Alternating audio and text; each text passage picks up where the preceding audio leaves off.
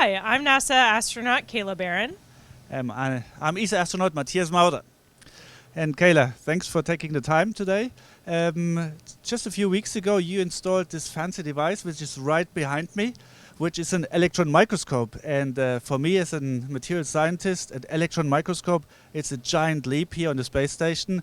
For the first time, we have a microscope that allows us to look really into the tiny details. Well, it's been a real pleasure actually to be up here with a material scientist because I think I've learned a lot from hearing the things that you've been working on and are interested in. And I know one thing that we all think is really cool is you brought up some cool spoons that are actually testing how you can use different metals to make them antimicrobial and safer for us. Will you talk a little bit about that? Yeah, I can. It's a new way to structure the surface of materials. So basically, we have a stainless steel spoon, we have a copper spoon, and we also have in a sub experiment also a brass surface that is also treated similarly. And we know that all these materials are used for applications where you want to have little microbial growth.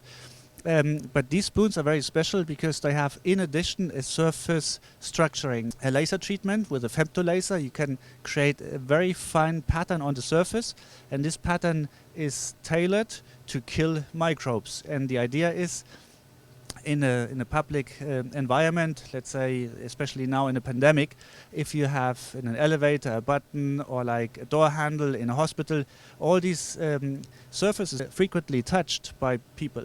You can transmit microbes from one person to the other, and by using modern materials, you hopefully can stop this transmission. And we also want to test this here in space, because space is a way more challenging environment. The microbes mutate faster. We have a different wetting behavior of liquids on the surface, and so it's a challenging environment. If it works here, it should also work on the ground. Yeah, absolutely. I've been having fun nerding out with you about the possible applications of the scanning electron microscope we have now. Right now, it's kind of in the technology demonstration phase, proving that we can do it. But as a material scientist, what are some of the applications that you've thought of for either space station or future missions?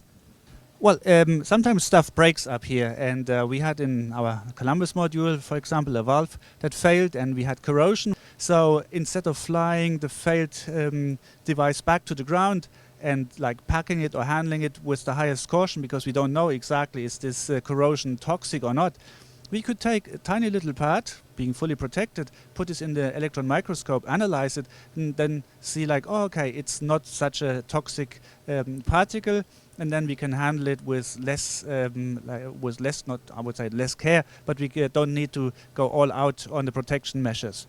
And maybe we don't even need to fly back the device. Maybe the engineers on the ground say, oh, okay, if it's that corrosion product, we understand the process, and you can repair and fix it, clean it by using this and this method. So I think it will help our way how we handle problems up here in space, but also for analyzing certain samples that we produce up here in space. You know that we take biological samples and we freeze them, we send them back down to avoid that there are changes in the biology. But what if there are still changes?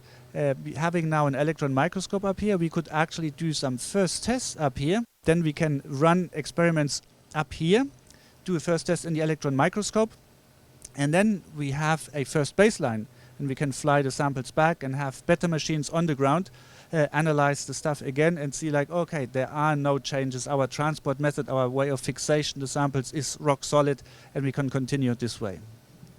Speaking of rocks, actually, I was thinking about one application we were talking about the other day, which is how cool would it be to have a scanning electron microscope like this in a future lunar laboratory? Maybe you can imagine having a lunar habitat from which we're conducting some cool geology research. We go out, collect samples, but we have a limited capability to send them home to scientists on the ground who are real experts in this and who have access to all of the amazing equipment we have on Earth. And it would be really interesting to take key samples, put them in a scanning electron microscope like this one, and send those images back to the ground for quick analysis where they can decide, we think we've seen that before, or that's new. We'd really like to get a big sample of that back in person. So that'd be a cool application for Artemis. Hopefully we'll get to maybe run one of these on the moon one day. Yeah, it's absolutely spot on the problem and on the application. And you know, the second sample that we put in there, you put the first sample in there, but the first sample that I was allowed to put in there after you was a sample from a Mars meteoroid. So basically we tested already here in space to analyze a sample from a different planet. And it still gives me goosebumps as material scientist to know that something came from a different planet, landed on our planet, we brought it back to space and analyzed it here. So I think this is really groundbreaking. And well, it's like I really love this small little machine. It will open a lot of doors for new possibilities. Absolutely. Can't wait to see more of those scans as the scientists work through all the research up here. Excellent. Well, with this, I think we can conclude. Many thanks for joining us today. Many thanks, Kayla. It's always a pleasure talking with you. And yeah, I think we will find more topics that we can communicate to our fans on the ground. Goodbye.